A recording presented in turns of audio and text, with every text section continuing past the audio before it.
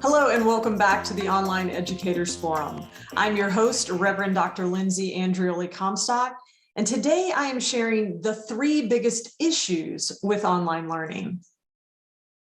If you weren't online before, you are now. I have heard this statement or a version of it so many times in the last 2, going on 3 years now. The great migration to online for literally everything has been a welcome change for some and a miserable forcing of the hand for others. Regardless of how you feel about the shift, it goes without saying that online learning isn't going anywhere. But just because we're all doing it doesn't mean it is or has been a monolithic experience for everyone. So, the 3 biggest issues with online learning that educators and school administrators need to be aware of. Number 1, accessibility. Education is more accessible than ever before. This is the tagline for a new LMS I was researching for a consulting client recently. It makes the claim that learning is now more accessible because of it being online. For many people, that is a true statement. We have removed the barrier of geography, and for some, the financial barrier has lessened, and made continuing education something that is more accessible in individual homes via the internet. But is that accessibility equal for everyone? No. For some communities, going online has further complicated their educational journey. The most obvious exclusions comes for those who do not have access or cannot afford access to high-speed internet. Early on in the first days of the pandemic, I remember seeing images of school children sitting outside of fast food restaurants trying to stream their teachers' classroom lectures because they didn't have internet at home. But this isn't just children who are running into this issue. Adults are facing barriers as well. In fact, a lack of adequate internet access is a reality for nearly 1 in 4 American households. And access to high-speed internet in rural areas and access to free or affordable internet for those in shelters or foster care is also a real struggle. And all of this directly impacts one's ability to connect, engage, and succeed online. Another community facing barriers to access and inclusion in online learning are those who have different learning abilities. Many visually impaired, neurodivergent, chronically ill, or cognitively impaired learners who are limited in their ability to read and process information from screens, or even to connect to learning modules without physical assistance, are adversely affected by online learning in ways many of us are still yet to even understand. While some technological aids do exist to assist these learners, learning management systems are finding it difficult to protect course content while also trying to make it more accessible for those who genuinely need it. Number 2, copyright infringement. When the world moved online, many traditional brick and mortar educators were encouraged to take their classroom lectures and simply begin teaching them via Zoom.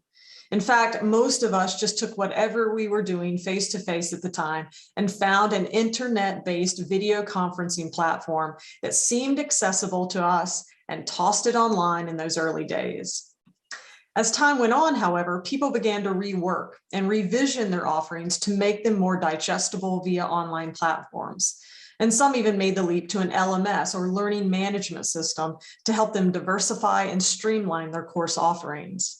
Regardless of what your transition to online learning looked like and when it occurred, copyright infringement is a real issue right now. So a bit of context.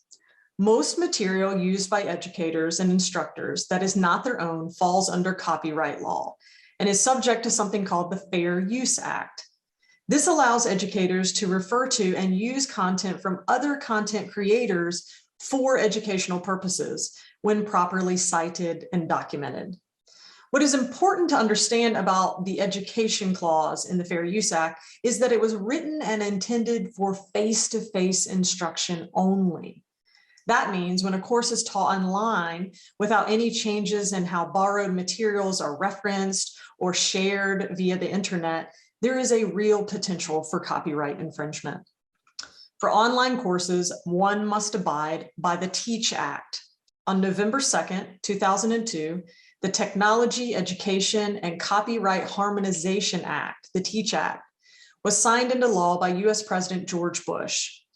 TEACH redefines the terms and conditions on which accredited nonprofit educational institutions throughout the US may use copyright-protected materials in distance education, including on websites and by other digital means, without permission from the copyright owner and without payment for royalties.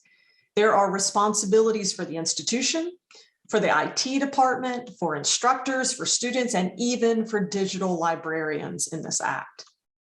Educational institutions with online course offerings, or even leadership development and continuing education programs that are solely online should be asking some important questions when assessing an online offering for copyright compliance. Was this information lawfully acquired as defined by the TEACH Act? Is this educator sharing this content only in fair portions? Are we unlawfully blocking access to certain copyrighted material? Are we using reasonable technological measures and means to prevent students from sharing the material beyond the digital classroom? Online teaching and curriculum delivery is seen differently by the law. Educators, schools, and organizations offering online learning, whether new or seasoned, have a responsibility to know and understand laws concerning online instruction and ensure that everyone is in compliance. And number 3, evaluation. With everything online, a lot of people assume that keeping track of things like classroom participation and course assignments has gotten easier. Either learners are present or not, and they either turned in their coursework or not, right? Well, not so much. For starters, almost immediately after the shift to online learning for so many people, clever learners found ways to creatively skirt responsibility. From signing into a Zoom classroom but not actually being present, to sharing answers on quizzes and tests prior to submitting electronic assignments. Assessment and evaluation is a completely different ball of wax, if you will, when your courses are online. Unfortunately, some educators are struggling to figure out ways to accurately evaluate the learning abilities of their students. In fact, I've heard of some online programs completely doing away with assessment of any kind simply because of how stressful being online has been for them, and they're feeling ill-prepared to evaluate on any level. Online learning should be an intentional program that provides a unique learning experience with properly trained instructors and facilitators and an appropriate pedagogical approach to learning using technology. As you wade into the online education arena or assess what changes and shifts you need to make to your own online teaching this year, keep these 3 issues in mind and seek out ways to include, comply, and assess in effective and impactful ways. Well, folks, that's our show for today. Remember, online learning is not just a screen-based version of classroom teaching.